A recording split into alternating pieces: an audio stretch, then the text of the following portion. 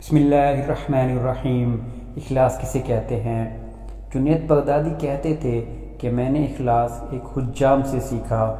ایک میرے استاد نے کہا کہ تمہارے بال بہت بڑھ گئے ہیں، اب کٹوا کے آنا، پیسے کوئی نہیں پاس میں۔ حجام کی دکان کے سامنے پہنچے تو وہ گاہک کے بال کاٹ رہا تھا۔ انہوں نے عرض کی، چاچا اللہ کے نام پہ بال کاٹ دو گے؟ یہ سنتے ہی حجام نے گاہک کو سائڈ پر کیا اور کہنے لگا، پیسوں کے لیے تو روز کاٹتا ہوں، اللہ کے لیے آج کوئی آیا ہے۔ اب ان کا سر چوم کے کرسی پر بٹھایا، روتے جاتے اور بال کاٹتے جاتے۔ حضرت جنید بغدادی نے سوچا کہ زندگی میں جب کبھی پیسے ہوئے تو ان کو ضرور کچھ دوں گا۔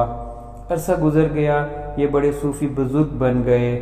ایک دن ملنے کے لیے گئے، واقعہ یاد دلایا اور کچھ رقم پیش کی تو حجام کہنے لگا، جنید تو اتنا بڑا صوفی ہو گیا، تجھے اتنا نہیں پتہ چلا کہ جو کام اللہ کے لیے کیا جائے اس کا بدلہ مخلوق سے نہیں لیتے۔